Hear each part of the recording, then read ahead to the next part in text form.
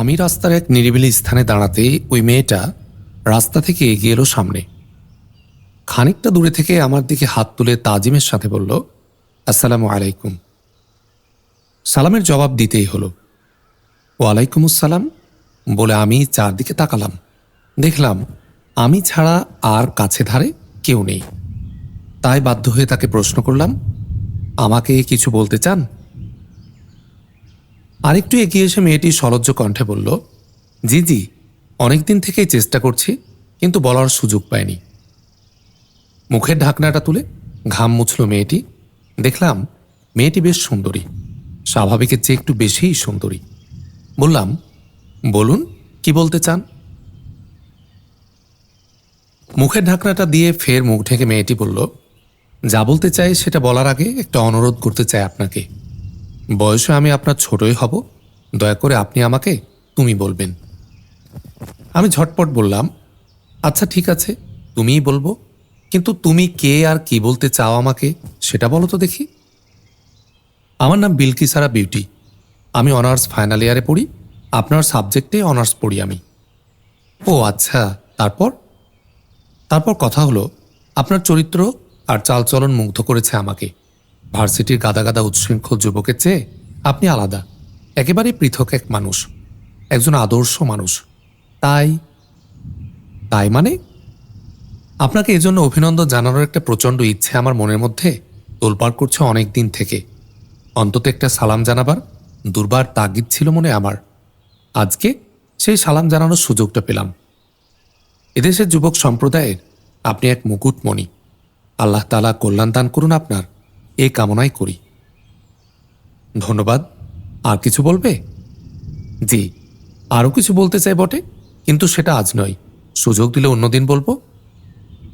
আজ বলতে কি কোনো অসুবিধা আছে?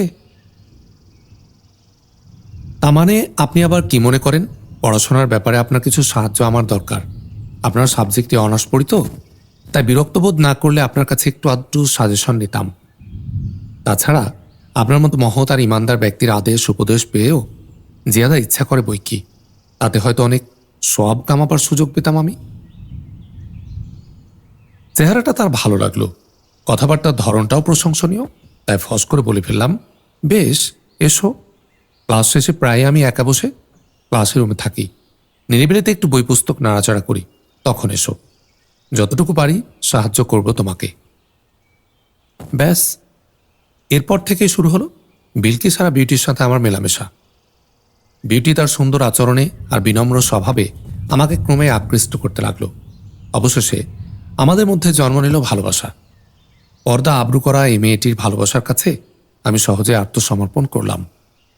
ভেবে দেখলাম, শ্রীমতীর মতো কষ্ট করে একে আদর্শ মেয়ে বানাতে হবে না। বিলকিসারা বিউটি স্বভাবগতভাবে একজন আদর্শ মেয়ে। এটা দেখে আমি আরো পরিতৃপ্ত হলাম। মনে হলো এতদিনে আমি যেমনটি চাই ঠিক তেমন একটা মেয়ে পেয়েছি। তুলনা করলে বলতে হয় আমার পাওনাটা অনেকটা ওই কবিতার মতো। কবিতাটি মোটামুটি এরকম: কাঁকুড় খেতে মাচা বেঁধে 3 কড়ি রাই, চোর শেয়াল তাড়াতে এসে আরামে ঘুমাই। এই সুযোগে ডজন কয়েক শেয়াল ঢুকে ভুঁয়ে সব কাকুরের শ্রাদ্ধ করে 3 কড়ি রয় শুয়ে। তিনুর ছিল নেড়ে মাথা, টিকি ছিল মোটা, শেয়াল ভাবে এই পেয়েছি তরমুজ 1 গোটা। তরমুজ আর তিনুর মাথা এক জিনিস নয়, আমার পাওয়াটাই এই রকমই, সে কথা বড়ে। উভয়ের প্রেমে শক্তভাবে বাধা পড়লাম আমরা উভয়ই। ফলে মন প্রাণ উজাড় করে বিউটির পড়াশোনায় সাহায্য করতে লাগলাম আমি। আমার হবু স্ত্রী আমার মতো অনার্সে ফার্স্ট ক্লাস পাক, এই বিবেচনায় অনার্সের আমার যত নোট ছিল সবই তাকে দিয়ে দিলাম। সে সাথে নিজের পড়াশোনা বন্ধ করে এবার পরীক্ষায় আসতে পারে এমন অনেক প্রশ্নের নতুন নোট তৈরি করে দিলাম তাকে। এর সাথে জরুরি ও জটিল প্রশ্নগুলোর পাখি পোড়ানো পড়িয়ে গেলাম তাকে লাগাতার কয়েক সপ্তাহ ধরে। অন্য কথায়, পরীক্ষায় উৎকৃষ্ট ফল করার মতো সর্ব অস্ত্রে সাজিয়ে দিলাম তাকে। এরপর হঠাৎ দেখি কিছুটা ঢিলা হলো বিলকিস আর আমার কাছে আসা যাওয়া। সাক্ষাতে প্রশ্ন করলে সে আমাকে বলল, যে নোটগুলো দিলেন আপনি আমাকে সেগুলো মুখস্থ করতে হবে না? আপনার কাছে ঘন ঘন আসতে গেলে নোটগুলো মুখস্থ করবে কখন? তার কথাই যুক্তি আছে। সেটা বুঝেই বিউটির সান্নিধ্য পাওয়ার জন্য অধিক উদ্গ্রীব হলাম না। তার পরীক্ষাটা হয়ে গেলেই শাদী হবে আমাদের, এটা আগে থেকেই স্থির ছিল। তাই শাদীর পরে চিরকাল তাকে একান্তভাবে কাছে পাওয়ার আশায় তার না আসার এই বর্তমান বিরহটা নীরবে মেনে নিলাম। আমার এই একা থাকার সময়ে সামনে এলো ভ্যালেন্টাইন ডে, অর্থাৎ ভালোবাসা দিবস। এই ভ্যালেন্টাইন দিবস সম্বন্ধে অনেক কথা শুনেছি। বাঁধনের বাঁধনহারা ভ্যালেন্টাইন ডে উদযাপনের কাহিনী কাগজে পড়েছি, কিন্তু বস্তুটি কি তা কখনো দেখিনি। এবার তা দেখার বড়ই শখ হলো। নির্দিষ্ট দিনে মাঝরাতে আমি তাই এক পা দুপা করে নেমে এলাম চৌরাস্তায় তথা ভ্যালেন্টাইন ডে উদযাপনের কেন্দ্রস্থলে। আলো আধারের মধ্যে মাঝরাতের কর্মকাণ্ড। সেখানে এসে দূরে দাঁড়িয়ে দেখি একদম বন্য ব্যাপার স্যাপার, রেশনাল ওয়ার্ল্ডের নয়, বিলকুল অ্যানিমাল ওয়ার্ল্ডের দৃশ্যাবলী। পূর্ণবয়স্ক যুবক যুবতীরা দলে দলে একে অন্যের সাথে মত্ত হয়ে ঢলাঢলি করছে। একে অপরকে চুম্বনের পর চুম্বন দিয়ে আর বুকের সাথে নিবিড়ভাবে জড়িয়ে ধরে নাচানাচির মাধ্যমে এরা পরস্পরকে ভালোবাসা বিতরণ করছে। নিছক ফ্রি স্টাইল যৌন আবেদন ছাড়া এই ভালোবাসা বিতরণের প্রক্রিয়াকে আর কিছুই বলে মনে হলো না আমার। গোটা এলাকায় এই একই দৃশ্য দেখে ধাঁ দিয়ে গেল দু চোখ। ঢের হয়েছে আর নয় বলে ফিরে যাওয়ার উদ্দেশ্যে ঘুরে দাঁড়াতেই আমার বাম পার্শ্বে যে দৃশ্য দেখলাম তাতে ওখানে অজ্ঞান হয়ে পড়ে যাওয়ার অবস্থা হলো আমার। দেখি জনছয়েক যুবক দুভাগে ভাগ হয়ে দুজন যুবতীকে নিয়ে লুফালুফি করছে। তিনজন যুবক এক একটা যুবতীকে হাতের উপর চিৎ করে শুয়ে ছুড়ে দিচ্ছে শূন্যে, আর ওই তিনজনই ফের যুবতীটিকে হাতের উপর ধরে নিয়ে কাড়াকাড়ি করে যুবতীটির গালে মুখে ঠোঁটে চুম্বনের পর চুম্বন দিয়ে অট্টহাসি হাসছে। যুবতীটিও হাসির সাথে উপভোগ করছে লম্পটদের এই নারকীয় লাম্পত্য। যৌনকর্ম সংগঠনের আগেই এই উন্মাদনার নাম ভ্যালেন্টাইন ডে তথা ভালোবাসা দিবসের ভালোবাসা বিনিময়। এসব পুরোপুরি বিদেশি রুচি ও বিদেশি সংস্কৃতি, আমাদের একরত্তীয় নয়। অথচ আমার দেশের যুবক যুবতীরাই ওই ঘৃণ্য সংস্কৃতির স্রোতে নিমজ্জিত হয়ে গেছে দেখে অত্যন্ত মর্মাহত হলাম। থাক সে কথা। আস্তে আস্তে লম্পটদের ওই দল দুটি এগিয়ে এলো আমার দিকে। আমি রাস্তার পাশে একটা গাছের নিচে আধো আলো আধো ছায়াতে দাঁড়িয়েছিলাম। রাস্তায় ঢলে পড়ছে মাঝরাতের বিদ্যুতের আলো।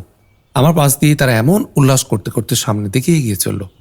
ওই দুই দলের যে দলটি প্রথমে কাছে এলো আমার, সেই দলের যুবতীটিকে দেখেই মাথাটা আমার ঘুরে উঠল বনবন করে। একদম কাছে থেকে দেখা।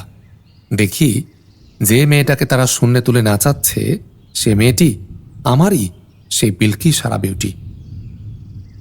জ্ঞানশূন্য হয়ে গেলাম। দিশেহারা হয়ে আমি চিৎকার করে আওয়াজ দিলাম, একই বিউটি, বিলকি সারা বিউটি তুমি? আমার কণ্ঠস্বর চিনতে পারল বিউটি। চিনতে পেরে নাগরদের হাত থেকে লাফ দিয়ে নেমে মাঝ রাস্তার ভিড়ের মধ্যে ঢুকে পড়ল সে। আর তার হদিশ করতে পারলাম না। সেই থেকে বিলকি সারা বিউটি আর আমার কাছে আসেনি, আমার ধারে কাছেও ঘেঁষেনি। কদাচিৎ কখনো দূর থেকে তাকে এক ঝলক দেখতে পেলেও তার মাথায় আর কোনো বোরকা বা আবরু দেখিনি। আরেক দফা আক্কেল হলো আমার। নিজেকে একটা বেআক্কেল মনে করে নিজেকে ধিক্কার দিলাম নিজেই। আর কোনো প্রেম পীড়িতের ত্রিসীমানা না মারানোর প্রতিজ্ঞায় তুলো দিলাম কানে, আর মন দিলাম পড়াশোনায়। পরীক্ষা সন্নিকট, অনেক গাফলতি করে ফেলেছি পড়াশোনায়, আর লেশমাত্র গাফলতিও আমার জন্যে হারাম।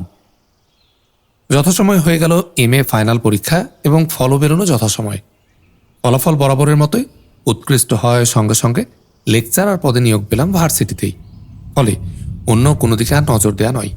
এবার একজন সফল শিক্ষক হওয়ার শক্ত আরাধনায় নিয়োজিত হলাম। বন্ধ করে দিলাম দুনিয়ার রস রং আর বসন্তের আনন্দের বিরুদ্ধে হৃদয়ের সকল দুয়ার। নিষ্ক্রিয় করে রাখলাম চারপাশের ভ্রমরীদের নিরন্তর হাতছানি আর গুঞ্জরণের বিরুদ্ধে চোখ কান দুটোকেই।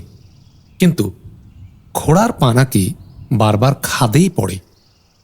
আক্কেল মন্দের আক্কেল নাকি চর দেখালেই হয়, বেআক্কেলের আক্কেল হতে নাকি 82 শিক্ষার 3 চর লাগে। আমি তো 2 চর খেয়েছি, 3 চর খাইনি। আমার আক্কেল এত শিগগির হবে কেন? ফলে আবার আমি শিকার হলাম পুরাতন ব্যাধির, অর্থাৎ আবার আমি আটকা পড়লাম রমণীর জালে। এবার অবশ্যই ইচ্ছে করে নয়, বলা যায় নসিবের ফেরে। আরও সত্যি করে বলতে বলতে হয় আক্কেলের অভাবে। কথায় বলে ফকিরের পাছার মারান চোর ধরতে যায়। আমার হলো সেই দশা।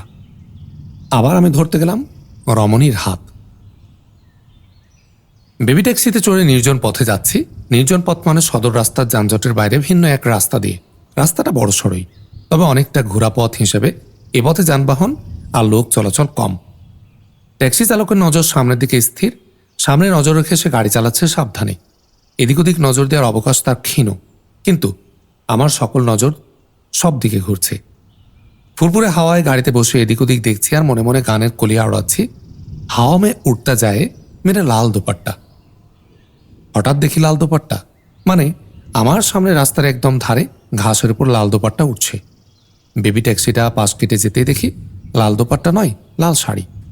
আরও ভালো করে দেখি স্রেফ লাল শাড়ি নয়, শাড়িতে জড়ানো একটা মেয়ে, মস্ত বড় মেয়ে মানুষ। দেখে চমকে উঠলাম, আর চমকে উঠে চালককে বললাম, এ রোখো রোখো, শিগগির রোখো। বেবি ট্যাক্সি চালক ব্রেক চেপে গাড়ির গতি খাটো করতে বললাম, পেছনে নাও, একটু পেছনে, জলদি। ট্যাক্সিটা ইতিমধ্যে অনেকখানি এগিয়ে গিয়েছিল। চালক গাড়িটা এবার পেছনে ওই মেয়েটার পাশে আনতে স্টপ স্টপ বলে লাফ দিয়ে নেমে এলাম গাড়ি থেকে আর ছুটে গেলাম মেয়েটার কাছে। প্রথমে ভেবেছিলাম লাশ, কাছে এসে দেখি লাশ নয়, এখনো প্রাণ আছে মেয়েটার দেহে। সে অস্ফুট কণ্ঠে গঙ্গাচ্ছে আর একটা হাত কিসের আশায় যেন মাঝে মাঝে একটু উপরের দিকে তুলছে। ট্যাক্সি চালকটা আমার পেছনে পেছনে মেয়েটার কাছে এসেছিল। মেয়েটাকে দেখে সে আক্ষেপ করে বলল, আহারে, একদম শেষ, গাড়ি চাপা পড়ে এখন অন্তিম অবস্থা। বললাম, গাড়ির চাপায় এর এই অবস্থা হয়েছে তো রাস্তা ছেড়ে এখানে, মানে রাস্তার একদম কিনারে এই ঘাসের মধ্যে এলে কি করে? চালক বলল, হয়তো চাকার ধাক্কায়, আগের চাকা চাপা দেওয়ার পর পেছনের চাকায় বাড়ি খেয়ে হয়তো এখানে এসে পড়েছে। বললাম, আহারে, মুখ দিয়ে রক্ত গড়াচ্ছে সমানে। চালক বলল, গড়াবেই তো, চাকার চাপা খেয়েছে কিনা এখনই মারা যাবে। মারা যাবে? সে কি, এখানে পড়ে আছে, কেউ এতক্ষণ দেখেনি? সময় আছে কার কোথায় সাহেব? তাছাড়া খামাখা ঝামেলা ঘাড়ে নিতে চায় কজন? সঙ্গে সঙ্গে সামনে পড়লে হয়তো। তা থাক সে কথা, চলুন সাহেব, গাড়িতে উঠে বসুন, আমার দেরি হয়ে যাচ্ছে। বলো কি, একে এভাবে ফেলে রেখে? নয়তো করবেন কি, ওটা তো এখনই মারা যাবে। মারা যাবে, বাঁচানো যায় না? মানে দেখা যাক না চেষ্টা করে। বলতে বলতে আমি ছুটে গিয়ে মেয়েটার একটু উপরে তুলে হাতখানা ধরে ফেললাম আর সে হাত ধরে তাকে তোলার চেষ্টা করতে লাগলাম। চালক বলল, করেন কি সাহেব? আমি ব্যস্ত কণ্ঠে বললাম, আরে এসো না একটু, আমার সাথে ধরে একে গাড়িতে তুলে নাও জলদি। হকচকে গিয়ে চালক বলল, গাড়িতে? গাড়িতে নিয়ে কি করবেন? বললাম, হাসপাতালে যাব। আমার মনে হয় হাসপাতালে নিলে একে বাঁচানো যাবে। হাসপাতালে? কিন্তু চিন্তা করো না, ন্যায্য যা ভাড়া তা তুমি পাবে। এবার দ্রুত এগিয়ে এলো সে। তখন দুজনে ধরে মেয়েটাকে আমার কোলের উপর তুলে নিয়ে বসলাম। বললাম, চালাও গাড়ি, জোরে, খুব জোরে। ন্যায্য ভাড়ার চেয়ে চালক অনেক বেশি ভাড়া নিল। মেয়েটাকে হাসপাতালে নেওয়ার পর ডাক্তারেরা জানালেন, এ রোগীকে বাঁচানো কঠিন, প্রচুর রক্তক্ষরণ হয়েছে। এক্ষুনি আবার রক্ত পুশ করে দেখা যেতে পারে তাকে বাঁচানো যায় কিনা, তবে রক্ত লাগবে প্রচুর। হতাশ হয়ে বললাম, প্রচুর রক্ত? তা দাম পড়বে কত? ডাক্তারেরা বললেন, তা কয়েক হাজার টাকা। সঠিক অঙ্কটা বলা যাবে না, যতখানি প্রয়োজন ততখানি রক্তপুষ করতেই হবে। রক্তপুষ করলে বেঁচে যাবে রোগী? তাও বলা যাবে না, পুষ করে বাঁচানোর চেষ্টা করতে পারি আমরা। বাঁচা না বাঁচা আল্লাহর হাতে। যদি না বাঁচে তাহলে রক্তের দামটা বাঁচলেও দিতে হবে, না বাঁচলেও দিতে হবে। সেটা অগ্রিম আর এখনই, দেরি করলে আর বাঁচানোই যাবে না। কিন্তু আমাকে গড়িমসি করতে দেখে ডাক্তারের বললেন, আরে, রোগী আপনার মরো আর আপনি টাকার হিসেব করছেন? রোগী আপনার কে হয়? আপনার স্ত্রী বুঝি, নাকি আপনার মেয়ে না বোন, এই যে একেবারে তরুণী? বললাম, না, রোগী আমার কেউ নয়। হতভম্ব হয়ে ডাক্তারেরা প্রশ্ন করলেন, কেউ নয় কিরকম? রক্তের কোনো সম্পর্ক তো নেই, আমার এক বন্ধু পরিচিতাও নয়। আমি সংক্ষেপে আর দ্রুত ঘটনাটা বর্ণনা করলাম। শুনে ডাক্তারেরা বললেন, তাহলে এ রোগী আপনি যেখানে ইচ্ছে নিয়ে যান, বিনা পয়সায় কোনো চিকিৎসা হবে না। বললাম, কোথায় নিয়ে যাব? তাহলে তো ইতোমধ্যেই মারা যাবে। মারা তো যাবেই, রক্ত না দিলে এখনই মারা যাবে, তাতে আমরা কি করব? এখনই মারা যাবে। ডাক্তার বিরক্ত হয়ে বললেন, আরে মিয়া, তাহলে এতক্ষণ শুনলেন কি? খামাখা আমাদের সময় নষ্ট করছেন কেন? যান যান, আপনি যখন রোগীর কেউ নন, আপনি বা এত টাকা দেবেন কেন? শুধু রক্তের দামই তো নয়, এর সাথে চিকিৎসা খরচও আছে। যান, কোথাও নেওয়ার পথ না থাকে রোগীকে এখানে রেখে চলে যান। যানটা বেরিয়ে গেলে লাশ আমরা মর্গে পাঠিয়ে দেব।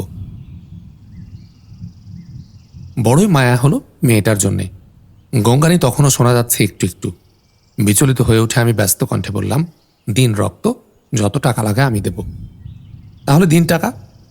পকেটে যা ছিল তা সবই বের করে দিয়ে বললাম, এই টাকাটা রাখুন, অবশিষ্ট টাকা পরে এনে দিচ্ছি। মানে যখন যা লাগবে তখন তাই এনে দেব। আমার পরিচয় দিলাম। তাছাড়া পকেটের টাকার পরিমাণটাও নেহায়েত নগণ্য ছিল না। ডাক্তারেরা এবার খুশি হয়ে মেয়েটাকে নিয়ে গিয়ে বিছানায় শুয়ে দিলেন এবং রক্ত পুশ করতে লাগলেন। অনেকক্ষণ ধরে কয়েক বোতল রক্ত পুশ করা সহ প্রাথমিক চিকিৎসা অন্তে মেয়েটার চিকিৎসায় নিয়োজিত ডাক্তার সাহেব বললেন, রোগীর বাঁচার সম্ভাবনা দেখা যাচ্ছে কিছুটা। রক্ত পুশ করায় রোগী বেশ রেসপন্স করছে, তবে এটাই চূড়ান্ত নয়, আরও রক্ত দিতে হবে। আর এক্সরে করে যদি দেখা যায় বুকের হাড়হাড্ডি ভেঙে গেছে কিছু, তাহলে অপারেশন করার পর বাঁচা না বাঁচার কথাটা অনেকটা চূড়ান্ত করে বলা যাবে। বললাম, আমি কি তাহলে যাব এখন? ডাক্তার বললেন, যাবেন তো রোগীর কাছে থাকবে কে? আমাদের নার্সরা রোগীর অবস্থা জানার জন্যে ঘন ঘনই আসবে বটে, তবে সার্বক্ষণিকভাবে তো তারা থাকবে না। রোগীর নিজের লোককে থাকতে হবে সব সময়। কিন্তু রোগীর নিজের লোক কে বা কারা তা তো কিছুই জাননি, জানতেও পারবেন না সপ্তাহখানেকের আগে। রোগী যদি বেঁচেও যায়, এক সপ্তাহের মধ্যে নিজের পরিচয় দেওয়ার মতো কোনো জ্ঞান আর ফিরে আসবে এমন কথা বলা যাবে না। দায়িত্ব যখন নিলেন, আপনাকেই থাকতে হবে সব সময়। একটা সুবিধার কথা যে তখন ভার্সিটিটা বন্ধ ছিল বেশ কিছুদিনের জন্যে, তাই থাকলামই আমি রোগীর পাশে প্রায় দিনরাত 24 ঘন্টা। মাঝখানে একবার গিয়ে ব্যাংক থেকে টাকা তুলে আনলাম, এরপরে আর আমি হাসপাতাল ত্যাগ করিনি। এই সময় স্রেফ রোগীর পাশে বসে থাকাই নয়, রোগীর শুশ্রূষার যাবতীয় কাজও করতে হলো আমাকে। স্বেচ্ছায় দায় গ্রহণ করেছি হেতু ভালো মন্দ, স্পৃশ্য অস্পৃশ্য সকল কাজ, এমন কোনো কাজ করতেই কোনো কার্পণ্য করলাম না। ছোটখাটো কিছু ফ্র্যাকচার ছাড়া বড় রকমের হাড়হাড্ডি শরীরে কোথাও না ভাঙার ফলে সপ্তাহখানেক চিকিৎসাতেই সুফল পাওয়া গেল। মেয়েটার পুরোপুরি জ্ঞান ফিরে এলো, আর সে তার পরিচয় জানাতে সক্ষম হলো। তার বাড়ির ঠিকানা জানিয়ে সে বলল, নাম তার চাঁদ বানু, বাপ মায়ের রাখা নাম, অপর নাম তার চন্দ্র মল্লিকা। মল্লিকা নামেই সে সর্বত্র পরিচিত। সে সাথে মল্লিকা আরও জানালো, একটা মিনিবাস এসে তাকে ধাক্কা দিল, এটুকুই তার মনে আছে, এরপরে আর কিছুই মনে নেই। আমি তাকে তুলে এনে চিকিৎসার ব্যবস্থা করেছি শুনে বারংবার সে আমার প্রতি কৃতজ্ঞতা জ্ঞাপন করতে লাগলো। খবর পেয়ে পড়িমড়ি করে ছুটে এলেন মল্লিকার আব্বা আম্মা। বেশ সম্ভ্রান্ত পরিবার। আব্বা আম্মা দুজনে শিক্ষিত, এই একটাই মাত্র সন্তান তাদের। মেয়েটিকে হারিয়ে তারা উন্মাদ হয়ে গিয়েছিলেন। মেয়েটিকে ফিরে পাওয়ায় তাই তাদের মধ্যে আবেগ আনন্দের তুফান ছুটতে লাগলো। সেই সাথে পুনঃ পুনঃ আল্লাহ তাআলার শুকরিয়া আদায় করতে লাগলেন তারা। এই দৃশ্যে হাসপাতালের ডাক্তারেরা বললেন, বাঁচানোর মালিক আল্লাহ তাআলা ঠিকই, কিন্তু সে সাথে কিছু ধন্যবাদ এই তরুণ অধ্যাপকেরও প্রাপ্য। বিলকুল অপরিচিত আর অচেনা লোক হওয়া সত্ত্বেও এ অধ্যাপক যা করলেন আর করেছেন, এমনটি এ বিশ্বে বিরল। নিজের গাঁটের পয়সা খরচ করে অন্যকে বাঁচানোর এই মন মানসিকতা অন্য কারো মধ্যে দেখাই যায় না বড় একটা। নার্সরা বললেন, সেটা না হয় ওনার টাকা পয়সা আছে বলে খরচ করেছেন, কিন্তু ব্যক্তিগতভাবে ইনি রোগীর যে সেবা যত্ন করেছেন এ সপ্তাহকাল ধরে, তার নজির এ জগতে পাওয়া যাবে না আর কোথাও। একেবারে অপর একজন লোক হয়ে অচেনা এক রোগীকে বাঁচানোর এতটা আকুতি আর শুশ্রূষা এর আগে কখনো দেখিনি আমরা। সত্যি কথা বলতে কি, একজন অধ্যাপক মানুষ, অথচ রোগীর মল মূত্রের কাপড় চোপড় দু হাতে টেনেছেন ইনি। এমনটির কি তুলনা কিছু আছে কোথাও? এরপর যে দৃশ্যের সৃষ্টি হলো, এক কথায় তা প্রকাশ করা কঠিন। মল্লিকার আব্বা আম্মা উভয়ে একের পর এক ছুটে এসে পুত্রবৎ জড়িয়ে ধরলেন আমাকে, এবং দোয়া আশীর্বাদে আর আদরের সোহাগে মুহূর্তের মধ্যে তারা আমাকে নিজের পুত্র বানিয়ে ফেললেন। পরের ঘটনা খুবই সংক্ষিপ্ত। শিক্ষিত ও সম্পদশালী পিতামাতা, সন্তান এ একটাই। সন্তানটিও অর্থাৎ চন্দ্র মল্লিকাও শিক্ষিতা ও সুন্দরী। শাদীর বয়স অনেক আগেই হয়ে গিয়েছে মল্লিকার, কিন্তু একমাত্র এই মেয়েটাকে কাজ ছাড়া করে দূরে কোথাও শাদি দেওয়ার ইচ্ছে তাদের, মানে মল্লিকার বাপ মায়ের আদৌ ছিল না। মেয়েটাকে কাছে কাছে রাখার বড় ইচ্ছে তাদের, কিন্তু কাছে কোলে শাদি দেওয়ার মতো তেমন কোনো ঘর এ যাবৎ তারা পাননি। এবার আমার পরিচয় পেয়ে আর আত্মীয় বান্ধবহীন আমি একজন ভাসমান মানুষ জেনে আমাকেই তারা জামাই বানানোর সিদ্ধান্ত চূড়ান্ত করে ফেললেন। যুক্তি দেখালেন, যার প্রাণ আমি বাঁচিয়েছি তার মালিক আমি, আর তার দায়িত্ব নেওয়াটা আমার নৈতিক কর্তব্য। সে সাথে স্থির করলেন, ঘর জামাই থাকতে আমি নিতান্তই নারাজ হলে নিজের খরচে তারা মেয়ে জামাইয়ের জন্য একটা মনোরম বাড়ি বানিয়ে দেবেন তাদের বাড়ির পাশেই। সব পরিকল্পনা ঠিক করে নিয়ে মল্লিকাকে শাদী করার প্রস্তাব তারা আমার কাছে উপস্থাপন করলেন এবং আমার উত্তরের জন্য অধীর আগ্রহে অপেক্ষা করতে লাগলেন। ওদিকে আবার কৃতজ্ঞতার বশে হোক আর আমার চেহারা দেখেই হোক, মেয়েটাও এ ব্যাপারে বেশ উৎসাহী হয়ে উঠল। আমিও ভেবে দেখলাম, প্রেম পীড়িতের কোনো ঝুট ঝামেলায় না গিয়ে মেয়ের অভিভাবকদের মাধ্যমে শাদীটা করে নেয়াই বেহতার। শাদী তো আমাকে করতেই হবে, আজ না হয় কাল। আত্মীয় বান্ধবহীন এ নিঃসঙ্গ জীবন তো আমরণ টেনে বেড়ানো যাবে না। নতুন করে আবার কোন ডাইনি ডাকিনীর খপ্পরে পড়ার আগে এই মেয়েটাকে বিয়ে করলে মিটে যাবে সব ঝামেলা। চিন্তা ভাবনা করে মল্লিকার পিতামাতাকে জানালাম, এ শাদীতে আমার কোনো আপত্তি নেই, তবে ঠিক এক্ষণে শাদী করা সম্ভব নয়। সবেমাত্র চাকরি পেয়েছি ভার্সিটিতে, চাকরিটা একটু পাকাপোক্ত করে নিয়ে শাদী করব মল্লিকাকে। মল্লিকার পিতামাতা এ কথা খুশি হয়ে মেনে নিলেন, তবে তারা সব সময় আঁকড়ে ধরে রাখলেন আমাকে। তাদের আতিথেয়তার আতিশয্যে পড়ে ভার্সিটির প্রাঙ্গণে আমার থাকা খাওয়াটা প্রায় বন্ধ হয়ে গেল। এভাবেই কাটতে লাগলো সময়। নিশ্চিন্ত হয়ে আমি অধ্যাপনা করতে লাগলাম আর মল্লিকাকে শাদী করার জন্য মনে মনে তৈরি হতে লাগলাম। সাঁঝের পরে বাসে চড়ে ভার্সিটির দিকে যাচ্ছি। সাঁঝের আগে ঝড় বৃষ্টি হয়ে গেছে, আকাশ মেঘে ঢাকা, বাতাস বইছে জোরে জোরে। শরীরে আগে থেকে একটু জ্বর জ্বর ভাব ছিল, ফলে ঠান্ডা অনুভব করায় একটা চাদরে গা মাথা মুড়ে চুপচাপ বসে আছি বাসের মাঝামাঝি একটা সিটে। আগে পিছে জোড়ায় জোড়ায় দুটো করে সিট। যাত্রী আজ কম থাকায় আমার সিটে আমি একা, আর কেউ নেই। আমার সামনের দুই সিটই ফাঁকা। ঘন অন্ধকারের কারণে বাসের ভেতরে কিছু স্পষ্ট করে দেখা যাচ্ছে না বা চেনা যাচ্ছে না কাউকেই। বাসটা এসে সামনের স্টপেজে থামলে একটা ছেলে আর একটা মেয়ে কথা বলতে বলতে বাসে উঠে এলো আর সিট খুঁজতে লাগলো। আমার সামনের সিট দুটো ফাঁকা দেখে ছেলেটা মেয়েটাকে বলল, এই যে এখানে দুটো সিটই ফাঁকা, এসো এখানে বসি। দুজনে এসে আমার সামনের সিটে বসলো। বসে ছেলে মেয়েটিকে বলল, কি তাজ্জব, সে কতদিন পরে তোমার সাথে হঠাৎ আজ দেখা, এ সময় কোথা থেকে আসছো? মেয়েটি বলল, এ নিকটে এক আত্মীয়ের বাড়ি থেকে, এখন বাড়িতে যাব। কিন্তু তুমি এখানে কোথা থেকে মামুন ভাই, কোথায় যাবে? মেয়েটির কণ্ঠস্বর চমকে উঠলাম আমি। এ কণ্ঠ মল্লিকার। ঘটনাটা জানার জন্যে আমি চাদর মুড়ি দিয়ে চুপচাপ বসে রইলাম। মামুন নামে ছেলেটি আফসোস করে বলল, কোথায় আর যাব, পথ থেকে এলাম আর পথে নেমে যাব এক জায়গায়। মল্লিকা বলল, পথে নেমে যাবে এক জায়গায়? হ্যাঁ, তাই যাওয়া ছাড়া আর গতি কি? ঘরে মন টেকে না বলেই তো পথে পথে ঘুরছি। সে কি মামুন ভাই, ঘরে মন টেকে না কেন? কেমন করে টিকবে? হঠাৎ তুমি আমাদের ছেড়ে এভাবে চলে যাবে, এ দুঃখ আমরা সইব কি করে? চলে গেলাম মানে? গেলে না, তুমি এখন একজনের ঘরণী হতে চলেছ, তুমি কি আর আমাদের আছো? মল্লিকা এবার কিছুটা উদাস কণ্ঠে বলল, ও এ কথা, তাহলে শুনছো সবই? একই রকম খেদ করে মামুন বিয়া বলল, সোনার কি আর বাকি থাকে? আকাশে চাঁদ উঠলে কেনা দেখতে পাই, তা হঠাৎ তুমি এতটা নির্মম হলে কি করে?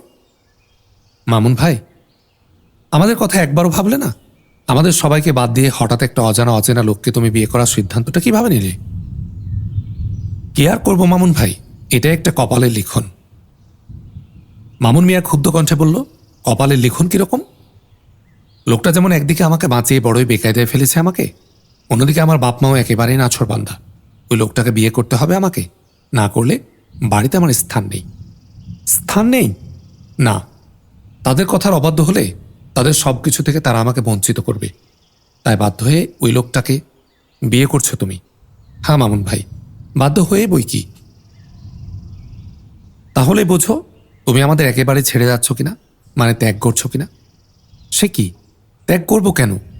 তোমরা, বিশেষ করে তুমি আমার দীর্ঘদিনের বন্ধু, মানে ফ্রেন্ড।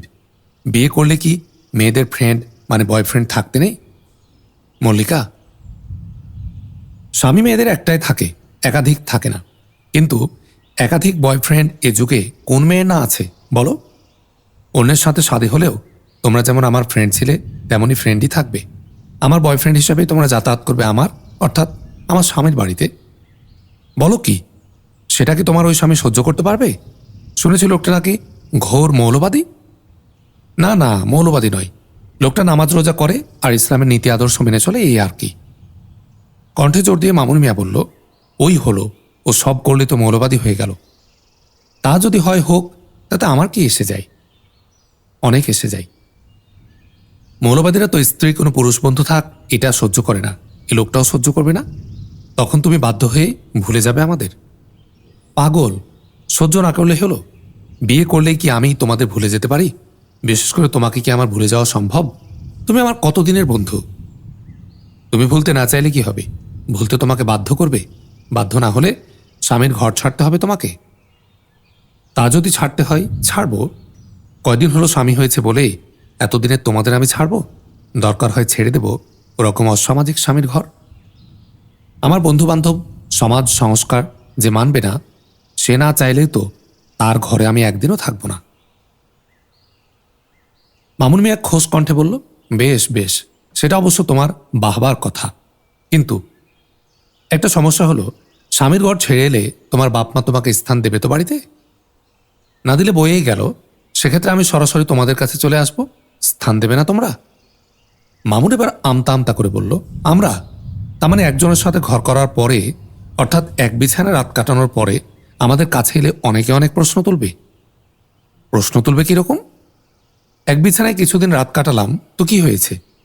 আমি, তুমি, সবাই তো, সবার সাথে আমরা নির্দ্বিধায় লিভ টুগেদার করি। ওই লোকটার সাথে না হয় করে এলাম কয়দিন। মল্লিকা, আমার অন্য বন্ধুরা প্রশ্ন তুললে কি তুমিও প্রশ্ন তুলবে মামুন ভাই? তুমি আমার কতদিনের বন্ধু, আর তোমার সাথেই তো আমি লিভ টুগেদার করেছি, মানে এক বিছানায় গিয়েছি সবার চেয়ে বেশি। মল্লিকার কণ্ঠে হতাশা ঝরে পড়ল।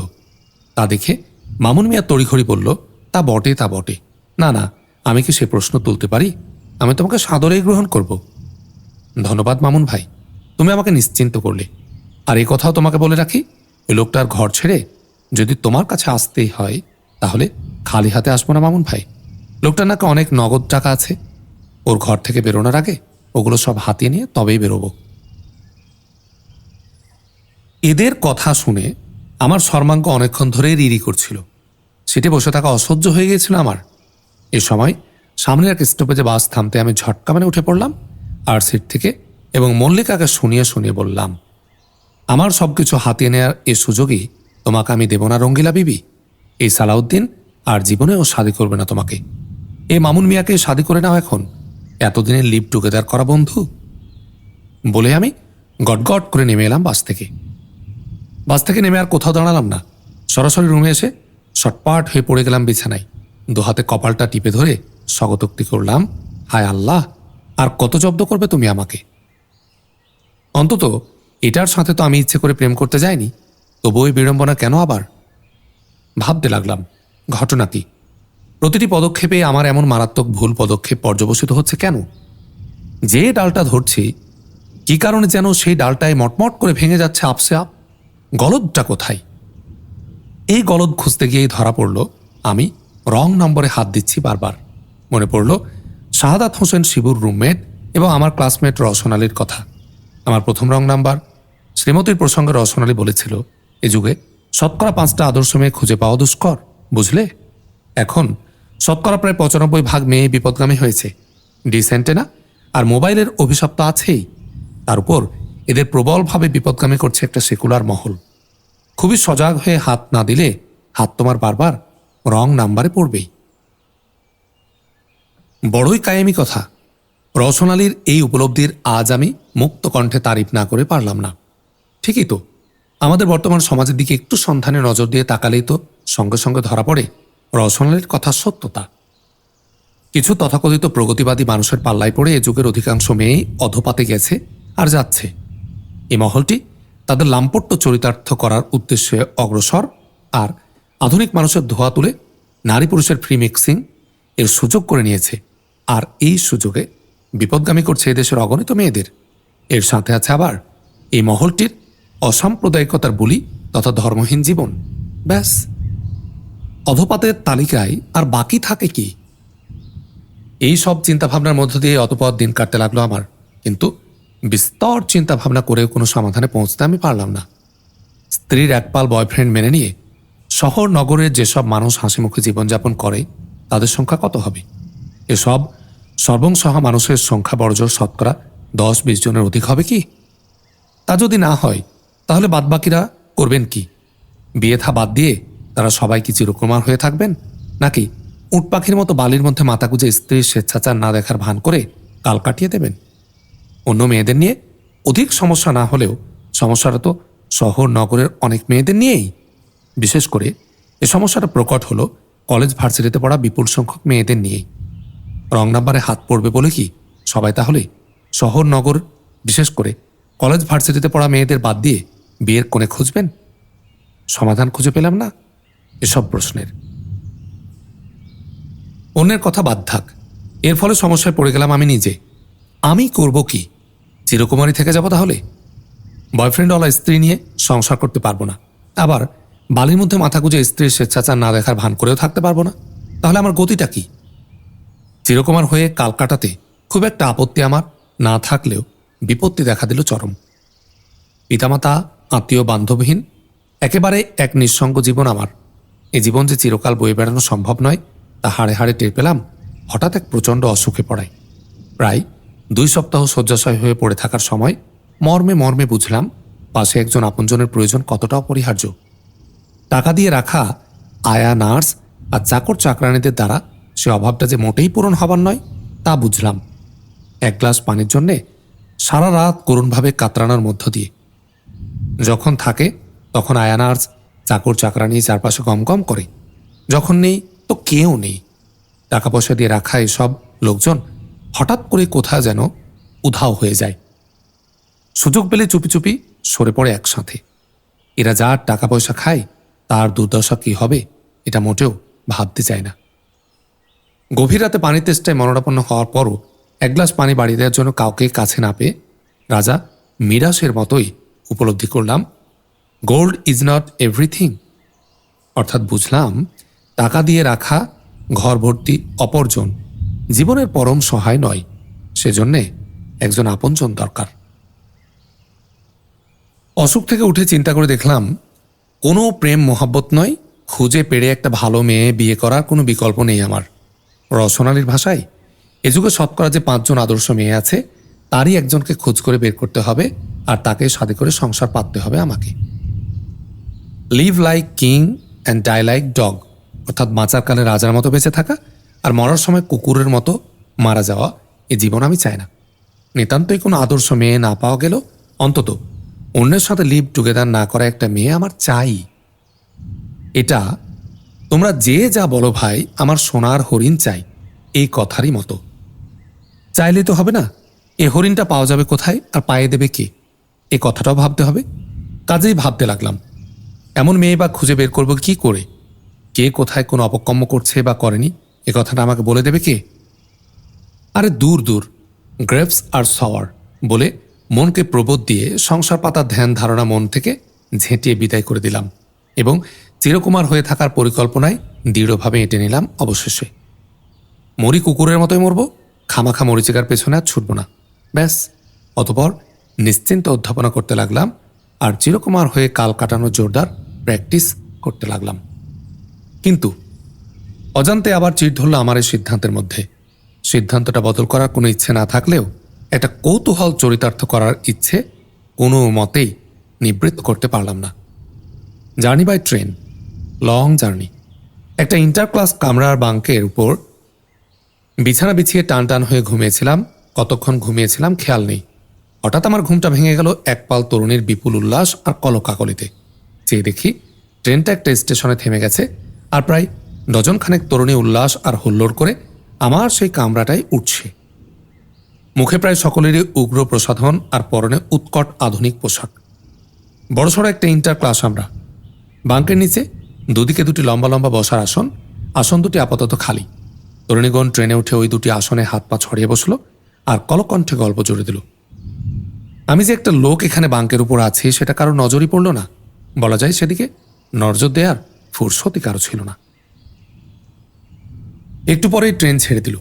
তরুণীদের হাসাহাসি মাতামাতি চলতে লাগলো পূর্ববৎ। কাকলি নামের একটা মেয়ে অপর একটা মেয়েকে উদ্দেশ্য করে বলল, গতকাল আমাদের কলেজের ফাংশনে গিয়েছিলি চামেলি? চামেলি বিবি বলল, বলিস কি রে কাকলি, যায়নি মানে? আমি তো একদম সামনের আসনে বসেছিলাম। কাকলি বলল, তাই? তাহলে আমার সাদেক আলীর শান্তনু ভাইয়ের বক্তৃতাটা শুনেছিস নিশ্চয়। নারী স্বাধীনতার উপর তার ওই জ্বালামাই বক্তৃতা, আহা, শুনে আমার কলজেটা ভরে গেল চামেলি।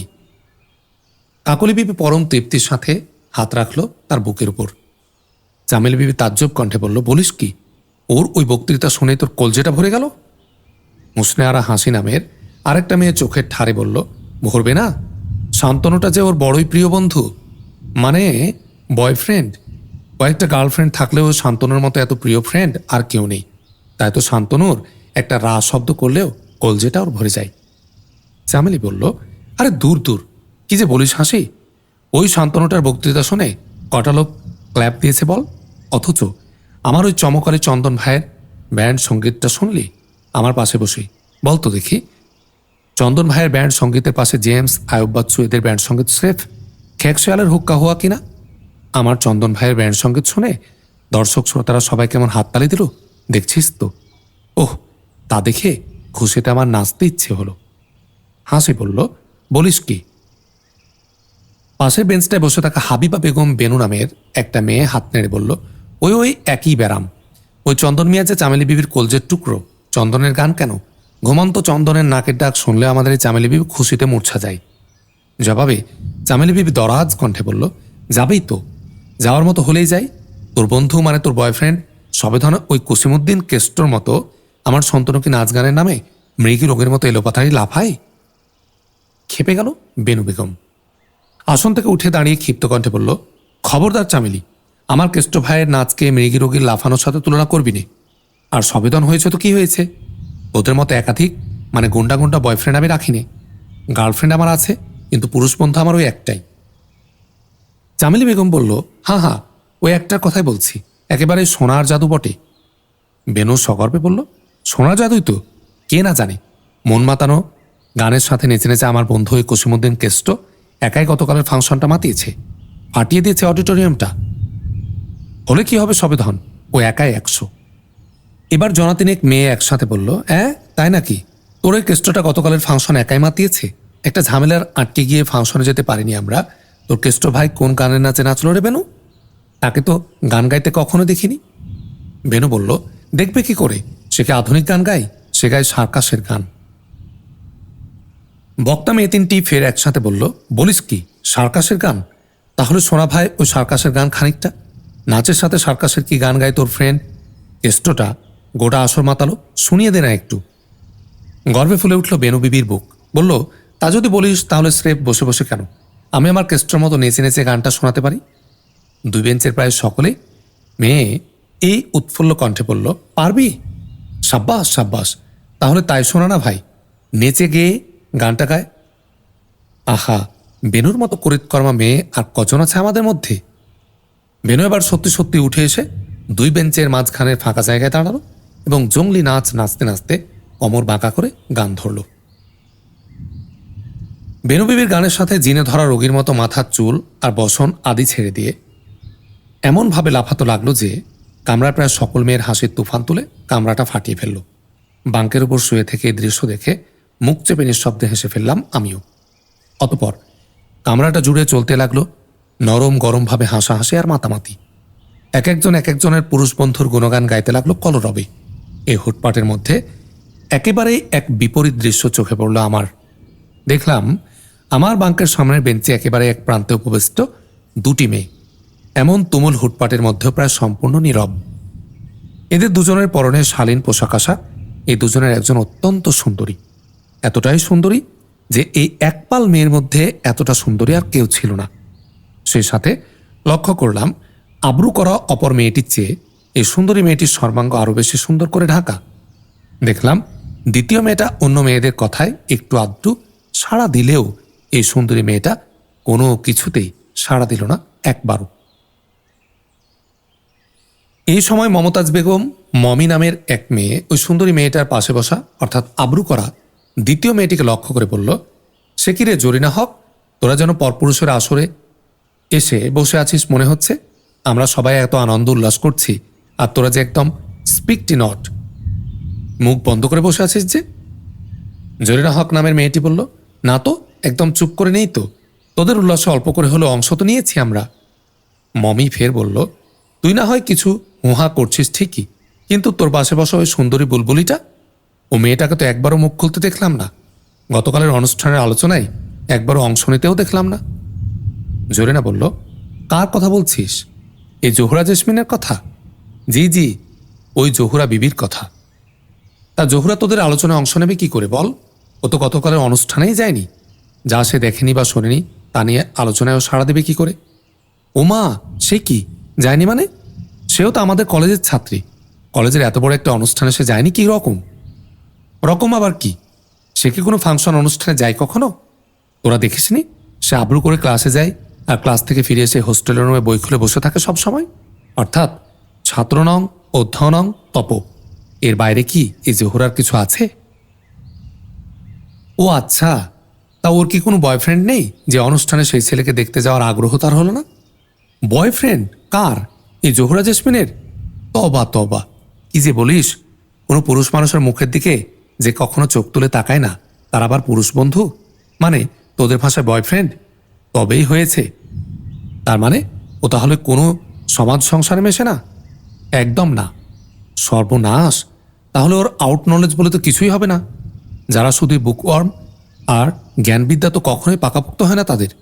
পাকাপোক্ত হতে আউট নলেজ লাগে। সেটা তো ঠিকই, কিন্তু সে কথা সে না বুঝলে তাকে বুঝাই কে? বলে আউট নলেজের আমার দরকার নেই। তাজ্জব! আউট নলেজের দরকার না থাকলেও বাইরে বেরোনোর দরকারটা তো জরুর আছে। দিনরাত ঘরের মধ্যে বসে থাকলে আর না হোক মানসিক রোগী হতে সে বাধ্য। মানসিক ভারসাম্য হারিয়ে সে ফেলবেই। তা তো বটেই, কিন্তু আরে রাখো তোমার কিন্তু। ওই একডালি রূপ নিয়ে স্রেফ ঘরের মধ্যে বসে থাকলে ওর শেষ পরিণতি যা হবে তাতে কি ওর বর জুটবে? মরুক মরুক, যার মরার শখ সে মরুক। বলে মুখ ফিরিয়ে নিল মমতাজ বেগম মমি এবং অন্য মেয়েদের সাথে আলোচনায় লিপ্ত হলো সে। এবার জরিনা হক ঘুরে বসলো তার পাশে বসা ওই সুন্দরী মেয়েটির দিকে এবং বলল, মমিটা কিন্তু ভুল বলেনি জোহরা। তোমার কিন্তু সত্যি সত্যিই কিছুটা বাইরে বেরোনো দরকার। অন্তত শরীর আর মনের খোরাক কিছু জোগাতেই হবে তোমাকে, নইলে একটা মানসিক রোগী হয়ে যাবে তুমি। জোহরা জেসমিন বলল, তা যে কিছুটা বুঝিনি এমন নয়, কিন্তু এখানে কিন্তু কি? তুমি তো আর এখন শহরে থাকছো না যে শহরের বেপর্দা পরিবেশে বেরোতে যাবে তুমি। এখন তো গায়ের বাড়িতে থাকছো। টেস্ট পরীক্ষার পরে ফর্ম ফিল আপ হয়ে গেল। এই 5-6টা মাস হোস্টেলে না গিয়ে বাড়িতেই থাকবে, এ কথা তো তুমি বলেছিলে। হ্যাঁ, সেটাই ইচ্ছে আছে। বিশেষ দরকার না হলে এর মধ্যে আর কলেজে ফিরে যাব না। তাহলে এই বাড়িতে থাকার সময় মাঝে মাঝে ঘরের বাইরে বেরিয়ে এসো। সকাল বিকেল যখনই পারো চলে এসো আমাদের পাড়ায়। শহরের ওই বেহুদা ভিড় গায়ে তো আর নেই। নেই বখাটেদের কোনো বেহায়াপনা। বিকেলে এলে বেলাভর নিরিবিলি নদীর তীরে বসে চুটিয়ে গল্প করা যাবে। না ভাই, বাড়িতে থাকলেও কি এত সময় পাবো আমি? আব্বা আম্মা দুজনে অসুস্থ মানুষ। বাড়িতে গেলে বাড়ির ঝুট ঝামেলার অনেকটা এসে আমার ঘাড়ে পড়বে। এর সাথে থাকবে আমার পড়াশোনা। স্রেফ ওই দুটো দিক হলেও কিছু সময় বের করতে পারতাম, কিন্তু এরপরেও সবচেয়ে বড় ঝামেলা হচ্ছে আমার ছোট ভাই দুটির, মানে আফাজ হাফিজের পড়ানোর ঝামেলা। আমি না থাকলে তো ওরা পড়েই না। বাড়িতে থাকার কয়দিন আমি ওদের না পড়ালে ওরা গোমূর্খ হয়ে যাবে যে। অর্থাৎ সকালে বিকেলে ওদের পড়াতেই হবে আমাকে। আমি আর বাইরে বেরোবো কখন? বটে, তা কোন ক্লাসে পড়ে ওরা? একজন ক্লাস 4-এ আর একজন ক্লাস 3-তে। তো আর সমস্যা কি? ভালো দেখে একটা প্রাইভেট টিউটর রেখে দাও। এটাই তো সমস্যা, ভালো টিউটর পাবো কই? এত নিচু ক্লাসে পড়ানোর ভালো শিক্ষক চাইলে কি পাওয়া যায়? আগেও তো চেষ্টা করে দেখেছি, কিন্তু পাইনি। চেষ্টা করে দেখেছো কিভাবে? বাড়িটা তো তোমাদের রেলওয়ে স্টেশনের পাশে। ওই স্টেশনের ওয়েটিং রুমের দেয়ালে মোটা বেতনের কথা উল্লেখ করে একটা নোটিশ, মানে বিজ্ঞাপন সেঁটে দাও। দেখবে ক্যান্ডিডেটরা কাতার ধরে আসতে থাকবে। ওদের মধ্যে থেকে বেছে একজনকে নিয়ে নাও। জোহরা জেসমিন নামের মেয়েটি উৎসাহী হয়ে উঠে বলল, হ্যাঁ হ্যাঁ হ্যাঁ, তাই তো। এ কথা তো আগে কখনো ভাবিনি। তাহলে তাই করব। এবার বাড়িতে পৌঁছে প্রাইভেট টিউটর চাই মর্মে একটা নোটিশ এঁটে দেবো স্টেশনে। হ্যাঁ, তাই দাও।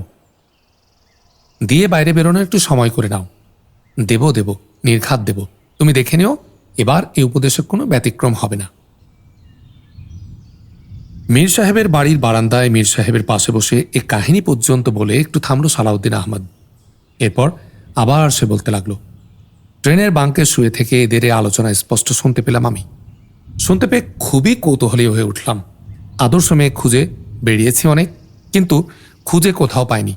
শাদী করার জন্য না হোক এই জোহরা জেসমিন নামের মেয়েটা সত্যি সত্যি একটা আদর্শ মেয়ে কিনা, অর্থাৎ শতকরা ওই 95% মেয়ের মতো এই মেয়েটাও ওই একই পথের পথিক না, এটা একটা সত্যি সত্যি ব্যতিক্রম, এটা যাচাই করে দেখার বড়ই ইচ্ছে হলো আমার। তাই ওই জোহরা জেসমিনকে অনুসরণ করে তার স্টেশন পর্যন্ত এলাম এবং সেই স্টেশনে নেমে গেলে অলক্ষ্যে আমিও সেখানে নেমে পড়লাম আর ফেরত ট্রেন ধরে সরাসরি ভার্সিটিতে চলে গেলাম।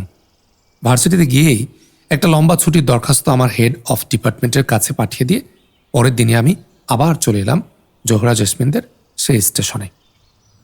এসে দেখি, হ্যাঁ ঠিকই গৃহশিক্ষক চায় মর্মে একটা নোটিশ তথা বিজ্ঞাপন ওয়েটিং রুমের দেয়ালে সেটে দেয়া আছে। ব্যাস, আর কথা কি, আল্লাহ তাআলার নাম নিয়ে চলে এলাম আপনাদের ইন্টারভিউতে। আসল পরিচয় গোপন করে ইন্টারভিউ দিয়ে আমি সফলকাম হলাম আর নিয়োজিত হলাম আপনাদের বাড়িতে বাজার সরকার আর গৃহশিক্ষকের চাকুরিতে। এসব অবধি আমার হেড অফ ডিপার্টমেন্টের সাথে পত্রের মাধ্যমে আমি যোগাযোগ রাখছি আর এখানে কর্মরত আছি। আমার ওই একই লক্ষ্য, শাদী হোক না হোক এ মেয়েটা বাস্তবিক একটা ব্যতিক্রম কিনা, মানে এটা একটা খাঁটি সোনা নাকি অন্যদের মতো খাদে ভরা নকল সোনা তা পরীক্ষা করে দেখা। এ যাবৎ এ পরীক্ষা করে দেখলাম, দেখা আমার শেষ এখন। কাজেই এবার আমার এখান থেকে চলে যেতে আপত্তি থাকার আর কোনো প্রশ্নই ওঠে না। যাওয়ার কথা না বললেও আমি আপসে আপ চলে যাব। সালাউদ্দিনের কথার প্রেক্ষিতে সেখানে উপস্থিত সালাউদ্দিনের ডিপার্টমেন্টের অফিস সহকারী মোজাম্মেল হক সাহেব প্রশ্ন করলেন, তা পরীক্ষা করে কি দেখলেন স্যার? সালাউদ্দিন বিপুল আবেগে বলল, খাঁটি সোনা হক সাহেব, একেবারেই খাঁটি সোনা, খাদের লেশমাত্র এর মধ্যে নেই। বলতে বলতে শীতে থরথর করে কেঁপে উঠল সালাউদ্দিন। গায়ের চাদরটা আরও এঁটে সেটে গায়ে জড়িয়ে সে মোজাম্মেল হক সাহেবকে বলল, আমাকে একটু ধরুন হক সাহেব, জ্বরটা আমার আবার একটু বেড়ে গেল মনে হচ্ছে। আমাকে ধরে এখান থেকে আপাতত ওই হানিফ স্যারের ওখানে নিয়ে যান, ওখান থেকে আগামীকালই ভার্সিটিতে পৌঁছে দেবেন আমাকে। আমার জন্যে এই কষ্টটা আপনাকে করতেই হবে হক সাহেব, আমার বিশেষ অনুরোধ। মোজাম্মেল হক সাহেব বললেন, ছি ছি, অনুরোধ করতে হবে কেন স্যার? আপনার জন্য এর চেয়ে অনেক বেশি কষ্ট আমি হাসি মুখে করতে সব সময় রাজি আছি, আসুন আসুন। মোজাম্মেল হক সাহেব উঠে দাঁড়ালেন। জোহরা জেসমিন অন্যদের সাথে আঙ্গিনাতেই দাঁড়িয়েছিল। ইতোমধ্যেই সে ছুটে এসে সালাউদ্দিনের কপালে হাত দিল। হাত দিয়ে সে চমকে উঠে বলল, জ্বরটা একটু বেড়ে যাওয়া কাকে বলে? এই যে কপালটা পুড়ে যাচ্ছে।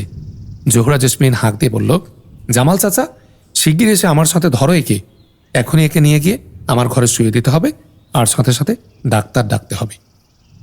একথা শুনে সালাউদ্দিন বিস্মিত কণ্ঠে বলল, আবার আপনার ঘরে কেন? মেম সাহেব, আমাকে তো এখনই চলে যেতে হবে। কান্না ভেজা কণ্ঠে জোহরা জেসমিন বলল, এরপরেও কি করে ভাবলে তোমাকে আমি চলে যেতে দেব?